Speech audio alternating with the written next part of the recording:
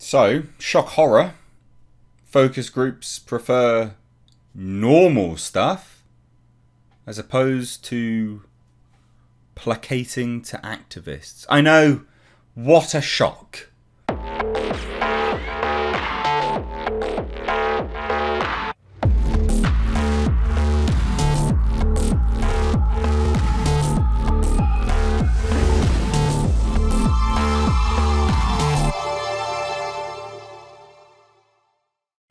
But this is the world we live in now, where, of course, placating to these activists is just the norm, just the norm. But with, of course, Hollywood's declining revenue, which it is massively declining, in fact, and it's not a lack of content. Content has been going out in droves.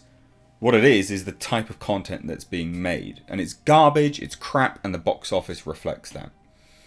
Loads of people always bemoan consistently, COVID this, COVID that, blah. No one's interested in that anymore. No one cares.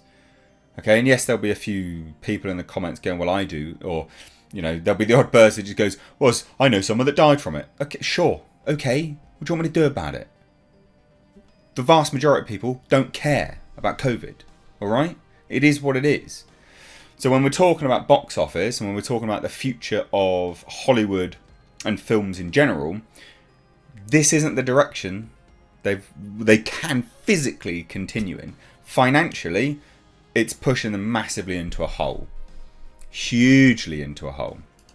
And this comes with this new report claiming that Hollywood focus groups overwhelmingly prefer a fake, problematic TV show to a real woke production. Now, what this is outlining is that focus groups, essentially, it's an interview, it's a process where companies and things, data collection. So they produce a fake show, just a fake one, just one for the purposes of this data collection, and a real show that's in production, and they screened it to a group of individuals, and then they test the reactions. What's more positive, what's more favourable, what do people enjoy the most? And what's that? Yeah, of course, they just like the normal stuff because people don't want to be lectured at all the time. But this, again, just goes hand in hand with the current trend of Hollywood in general. So according to a new report, when presented with a choice between the two, Hollywood focus groups are overwhelmingly favouring a fake television show filled with supposed problematic elements, that's piss off. No one cares about problematic elements. Over a woke series that is actually in production.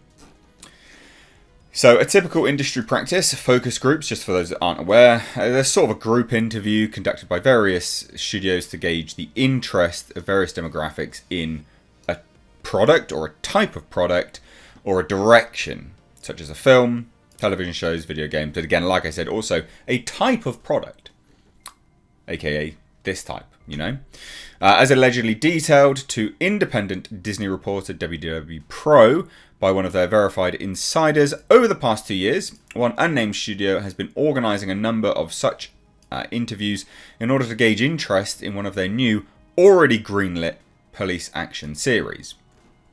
Now, they screened 3 episodes of this series, as well as 3 episodes of a fake, tonally opposite cop show, produced solely for the purpose of the focus group, and afterwards asked participants which of the 2 options they found more engaging. Notably, these episodes were composed of partial animatics with an audio accompaniment, with limited voice cast, different for each, and featured no music. So they're literally in pre-production, aren't they? Really, well, production, but pre-finalised. As detailed by WDW Pro sources, Show A, which is currently in production, follows the story of a young person of colour policewoman who gets dumped by her girlfriend and transfers to a new precinct in a southern town where she is shocked by the racism, the sexism, and abuse of power over her new colleagues, as well as their poor relations with the communities they serve. Oh my god, shock horror! And you know what? This is, of course, all rumour, but I can believe that this is a show. Can you? Of course you can. With few friends, she doesn't know who are the good guys and who are the bad guys anymore, and has to watch her back and off duty while she tries to initiate change both in a department and in a community. But it sounds terrible. It sounds like a lecture in a TV show, which I'm not interested in. On the opposite end of the spectrum, Show B presented viewers with 2 young detectives, 2 white guys, 1 Ivy League, and the other a good old boy, who are partnered in Vegas where they cultivate informants and recurring girlfriends. Every episode includes a fist fight with chairs and bottles flying. Every second episode has a car chase. Alleys with blowing newspapers, jumping from rooftop to rooftop, unnecessarily overpowered firearms and muscle cars on the strip. Basically, a fun, entertaining cop show, basically. That's what it sounds like. Vegas location used to the hilt, from grungy and run down to full-on glam, an explosion per episode, tough police chief who supposedly hates the 2 rookies, but he really has a heart of gold. I mean, it's pretty paint by numbers, but some of this stuff works. Good-natured camaraderie among officers, helicopters, unit heavily featured, along with a K9 as a semi-regular. Vegas is Vegas, cops are good, bad guys are the bad guys, and they either get shot, blown up, or caught and go to jail. Sounds like the good old days, doesn't it, ladies and gents? And you know what? Like, I can believe this. Right? I can believe... Obviously, this is a rumor. I can believe the overall report. Why can I believe that? Because things like the terminal list, which was slammed by everyone in the media as this woke... Oh, well, not woke. It was a... What was it? Right-wing revenge fantasy. Everyone loves it. Literally everyone loves it. It's great. It's good. It's just family man looking to, you know, to enact some kind of vengeance. Cool. Justice. Love it. Great. Excellent. Love it. She-Hulk. Everyone hates it. So yeah, I can believe this. But anyway, unfortunately for the studio, according to the insider, Show B tested better with all groups, no matter age, sex or race. The production house went on to pitch Show A to a couple of streamers. One was Netflix with a few modifications, they explained, and it was always their intent to pitch Show A. Show B was only there as a control, an assemblage of classic cop show beats to learn from, but they don't learn from them. Interestingly, as pointed out by the insider, while episodes for Show A were adapted, outlines done by the real writers for the proposed show, Show B episodes were quickly hacked up, adapted old episodes of Starsky and Hutch, and the car swapped out for a Dodge Challenger. Very little effort was put on the audio and the animatics. We objected at the discrepancy in quality of the presentation materials, but it didn't matter. Show B popped huge, just huge. The leads, the chief, Vegas, the women, explosions, the helicopter, the car, the dog, all. Of course it would. Like, literally, of course it would. But everyone outside of Hollywood is aware of this. In light of this feedback, the studio is said to have gone back and made a few modifications to Show A before pitching it to streamers.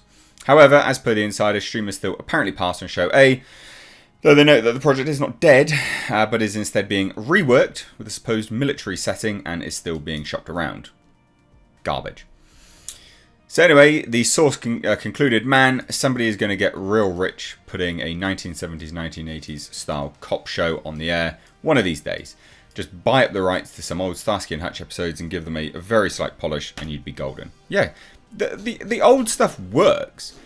It works. And the thing is, like, the terminal list is such a great example of that. Like, it's just, it is what it is. No messaging. There's no sort of grandiose. It's very simplistic in its storytelling. One man against, you know, adversity, trying to push against the grain, trying to get revenge, family man. It's great. It works. Those kind of stories work. She-Hulk, people are just like, why are you lecturing me?